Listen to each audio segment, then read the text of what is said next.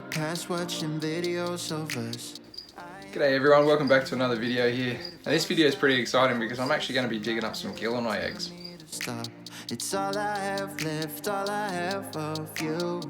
Thought I was more than a body to hold, baby. I wanted you, wanted us to be something more. I was so sure, but let my guard down for you. Baby, why'd you have to love me like that? I gave you my heart and you tore it apart. Don't know why you had to hurt me like that. 'Cause now I'm messed up, drinking non-stop, just trying to forget you and everything we said. But I can't seem to get these thoughts out of my head, baby. So that is right, I do have some more gilleni eggs. This is, I think, clutch number 3 that's been laid for me this season. So there's a few kicking about now. Don't know how many eggs this girl would have produced. I've only been getting small clutches this year, which is perfectly fine with me, to be honest. But yeah, she's looking a little bit skinny, so let's turn the camera around and have a bit of a gander at her, eh? So there she is on top of the termite mound, having a bit of a bask. She's definitely lost a little bit of condition. You can see it around her hips. A little bit in her tail base as well, which is pretty normal because, you know, as they kind of come up to laying, they tend to go off food a bit. But yeah, she's definitely in need of a desperate feed, and hopefully she just hooks back into the food pretty easy going. Here's Dad over here, looking proud as ever. So yeah, this pair's Mulder and Scully. They've produced for me before. Generation 2 from my original pair. So yeah, anyway, I'm keen to have a little bit of a look in this termite mound and in the nest box in the termite mound and see if we can find some eggs. So I've got my little egg container here. Just got this little iron bark container. These guys are pretty stock standard. I actually just pulled this out of the incubator. It's been sitting there kind of waiting to go. A little bit of warm water in the bottom there so it's not too cold. So that's ready to go. And I've got a couple of containers here as well where I just kind of shift the sand into. They're just out of the snake rack, but I'll shift some sand into there. And I've got a whole bunch of crickets over in this tub over here that I've been breeding away with. So we'll probably coat a few of those up in some good calcium powder when we're done and give her a bit of a feed. So first things first, I actually want to try to check out Mum and just see the sort of condition she's in. So hopefully I can actually get a hold of her here and give her a bit of a look over, make sure there's nothing too sus, you know, hopefully no stuck eggs or anything like that. She does look pretty empty from what I can visually see from the top.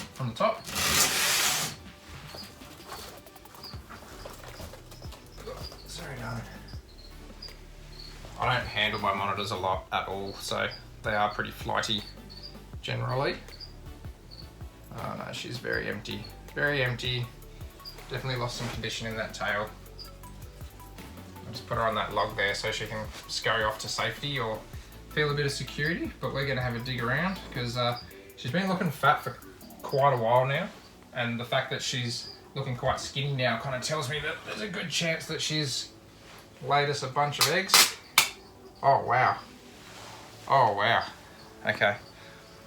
Look at this. That's pretty crazy. I can already see 6 eggs in there, and they look good from what I can tell.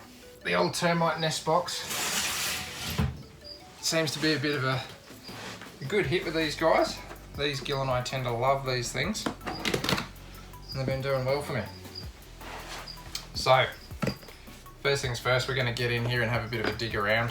And for those of you wondering, this is actually just like a cereal container. It's a Systema cereal container, so these guys you can just buy it. Or here in Australia, you can buy these at Coles and Woolworths and things like that. Just your basic sort of supermarket thing. And all I've done is I've just used a soldering iron and cut a little bit of a smaller hole in the lid. And the sand and coir peat mix that I use holds a bit of humidity for me. I tend to just use my hand for this just because of the clear tub, I can pretty much see where these eggs are. So I don't really have to kind of guess too much. It's a little bit different in an opaque tub of sorts, you know, like my black-headed monitor one, for example. That's just like a white bin, and that I can't see a lot in. I'm super excited about these eggs though. Gilleni are obviously my favourite lizards, and anytime I get gilleni eggs I get super excited. And I'm particularly excited this year because I'm actually going to hold some back, so I always get excited to keep some babies for myself. I know it's something that I do quite regularly, and you know, some people get frustrated that I hold on to my babies, but you know, it is part of it. They are, you know, the little joys in my life, so I like to kind of get first pick. Okay, must be getting pretty close now. Slow down that dig speed, because the last thing I want to do is pierce any of these eggs. I've never really been one to use like a tool to dig for eggs. I always use my fingers. I think it's just me. I prefer the kind of feel of it, and just to be able to touch it myself and know where we're at. Getting closer. It's kind of handy being able to have these clear tubs so I can see what's happening. This is a pretty decent clutch for a gilleni, especially for my girls. They tend to maybe not get as pumped with crazy foods and stuff all year round. They get switched off every year too, so they don't keep reproducing so heavily, which, you know, each to their own. I'm just trying to potentially shoot for the longevity of my animals, or try to shoot for the longevity of my animals. Whoop, there's the top of one. So I don't always, actually, I've been very lazy this year so far, so I'm not going to say that, but sometimes, and usually the right thing to do, is to actually put a little texture mark on the top of your eggs. Just like that. Doesn't have to be anything crazy, but it's just going to basically indicate where the top of your egg was laid. Obviously with reptile eggs, if you don't know, I'll tell you now, but if you rotate them down the track, like let's say you're halfway through incubation and the egg accidentally rotates, it gives you a way to be able to rotate it back up to the right orientation, because that could be pretty detrimental and you could drown your embryos as they are developing. So we don't want that. This is super exciting. They're definitely some good looking eggs. She's done a splendid job at calcifying these shells by the feel of them. I checked on this female yesterday and she was in the nest box then, so I knew that it was very, very close. She'd made the effort to dig pretty deep down, and yeah, I've just come in the room this morning to kind of do my daily checks, and she was climbing around all over the place and yeah, looking a little skinny. So it'll be very important just to get some food into her today, or if she doesn't want to take it today, she can take it in the next couple of days. Start getting this weight back onto her. I just try to do it gently because I don't particularly want to double clutch my females. You know, if they happen to do it, that's great. I've never actually managed to do it. But again, it just kind of comes down to how much food you're putting into them and if you're going to kickstart that cycle again. Man, there's some good looking eggs. Big eggs. Usually when you get big clutches of gilleni, they don't tend to lay such physically large eggs. But these guys are pretty good looking eggs. I think I saw 6, so still see at least another 3 eggs in here, so that would give you my 6, which would make sense. Just draw these little marks, give them a rough sort of place to turn them back to if we decide to roll them around. It's not so crazy in like the early sort of stages of incubation if you do roll them a little bit, but I just tried best to not. There we are. Number 5. They're almost all like little tombstones in there, kind of standing upright. Oops.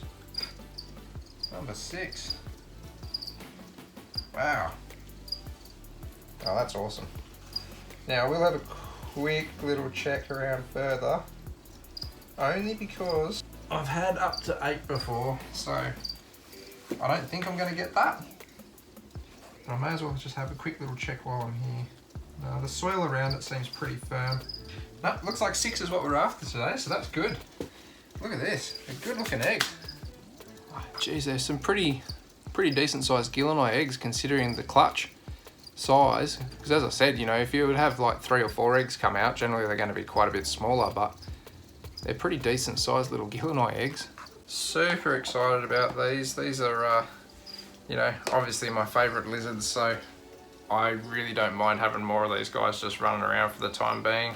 I'll just quickly write down the pair and today's date, which is the 19th of November 2023. One of the other females that was in that tank with this pair, she laid a clutch probably going on close to 6 weeks ago, 4 weeks ago, something like that. I'd have to check the date on the box. And yeah, she got real skinny. So I actually took her out of that tank temporarily, and she's in this little tank just over here behind me, just as kind of like a bit of a temporary setup. And it's a bit of a beauty of having some extra tanks around the place these days, is you can kind of isolate animals and just give them that little bit of extra TLC. She's bouncing back pretty good now. She's definitely done for the season, but she's started to gain weight and stuff back, and a good appetite and stuff. So I'm really stoked that she's bouncing back, because when she came off those eggs, man, she was so skinny. And this comes down to that deep heat projector that I was talking about in my last video. The amount of dehydration that those things caused, that was what was really detrimental for that particular lizard. And she was one that I actually thought might have kicked the bucket, and she ended up dropping a clutch of eggs and wasting that energy. So I had to kind of pull her out and just give her this TLC and make sure that she's getting back on track. So she's doing well. She's eating heaps of woodies. I have been giving her treats of things like high protein things such as eggs and that, just to kind of put a bit of fat, put a bit of weight onto it. I have been doing other mixes and stuff, like crazy mixes that I've got, where it's like, turkey mince and insectivore wombaroo mix and calcium powders and you name it. It's pretty high rich stuff, and she gets into that too. Very occasional foods that I feed to my other lizards, but in this sort of circumstance where you need to get weight back onto these lizards quick, it's not a bad idea. But for today, I will actually dust up some crickets and some good calcium powder, and I'll probably give both the females a good feed, to be quite frank. The other female's just up and basking. What I'll do is I'll get these eggs away in the incubator, put the nest box back in, because it still works really well as like a humid hide, get some bugs, do a bit of a feed, and then we'll wrap her up, and yeah, that's done and dusted for today's video. But this is cool. Let's go check out the incubator. Okay. Got my eggs, try not to splash them. So exciting. So we're near our front cupboard now. We've just got a bunch of storage stuff. And I have my incubator here. This is an old Kamani reptile incubator, no longer being produced. You can see down here I've got a couple more clutches of gilleni cooking away. And this is, what do we got here? This is Randy's kids. So these are ones that I particularly want to hold back. And I think this is the other females. Yeah, the old Morelia Scully tank. So that's the other female, the smaller female. And then up the top here, these are actually cricket eggs that are incubating over in here. And I've got a bunch of pinhead crickets in this too, which I might show you quickly. But for now, without tipping them too much, we'll pop you guys into there to start cooking away. Right, I'll give you a quick gander at what I'm doing too, because it's something that I will touch on in the future. But I'm starting to breed a lot of my own bugs, including pinhead crickets, or crickets in general. So that's something that I'm getting into. See, there's stacks and stacks of them in here. When you knock them all out, there's, yeah, definitely a few hundred in there that are kicking about. And I think that's like generation 6 or something now that I've been breeding, so they're doing pretty good for me. I'm just trying to crank up the numbers a bit. So that's that. I'll put all the nest box back into place. So yeah, just sand and coir peat in there, nothing crazy. A little bit of moisture just for a bit of humidity and stuff in there. The female's actually just up on the termite mound now. I think she's sussing out that, I've been getting into it, so to speak. But if you haven't seen these termite mounds before, essentially they're just like a facade. They're like kind of like a shell that wraps around these nest boxes that I pop into place, and we just kind of hide them. So I'll show you now how it kind of works, because if I was to build something out of foam, it would probably just not be so airtight, so it would let a lot of the humidity out. Oh, I'm sorry, darling, I took your babies away. It is something that I want to do though. If for any reason these monitors want to double clutch for me, I'm thinking about grabbing another one of these that I can kind of just seal the lid in, because I actually have hatched gillens out in enclosures before, and I want to do that again. I want to see if I can kind of replicate that. Okay, so yeah, the nest box basically, yeah, the nest container as such, just kind of sits against the wall like this. And then because this is kind of hollow, I just pop it around like that, and you can't really see it. And then there's a little hollow up here, and around the back, the lizards can get in and climb up and down into it. So yeah, it's pretty neat. I'll make sure to throw a link up to how I actually built these, but basically they're just expanding foam and some tile pointing. It's nothing crazy. A little bit dirty at the moment. Obviously, there's a bit of feces and stuff on there, but that's just because I was trying to let the lizards do their thing and not disturb them too much while they're laying eggs and such. All right, let's get this poor girl a feed.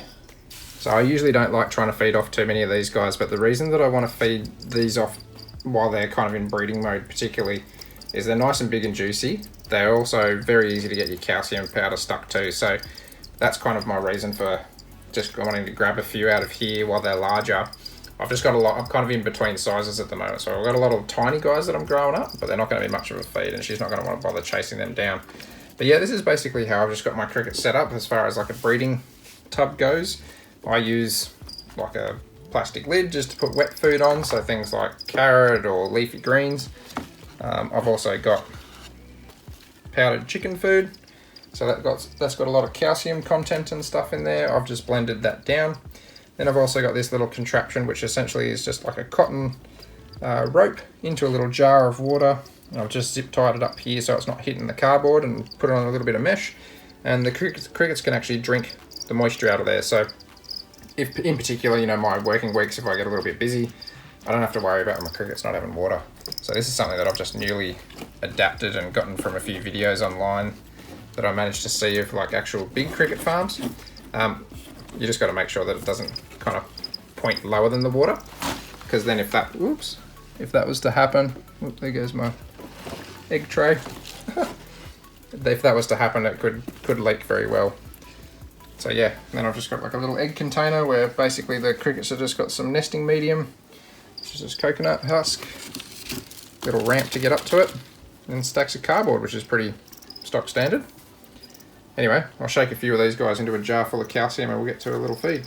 I think she just found a loose woody. She's just absolutely nailed something that's crawling around the tank, so that's a good sign to say that she's got a bit of an appetite after laying those eggs. Happy days. So me personally, I just use like an old pasta sauce jar with a bit of calcium powder in the bottom of it. Grab a few crickets, give them a little bit of a shake up, and then we'll let them into here and let her chase them around. No doubt the old fella will want to feed as well. So we'll see if she comes out of somewhere. I don't know particularly where she was hiding. She might have gone back in behind that termite mound there. But hopefully she'll see these delicious little crickets running around. Where'd she go, mate? Oh, I can hear her eating. She must be over the back corner there somewhere. That's good. That's a good start. Old mate's definitely hooking in. Might have to grab some more out just to make sure that she's getting a solid going over.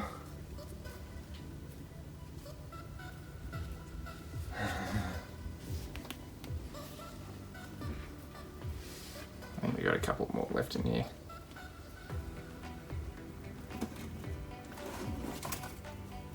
Oh, heard her just jump. She jumped onto one. Oh. Yeah, she's over the back there. You can kind of just make out her tail as she's scurrying around that termite mound. Hey.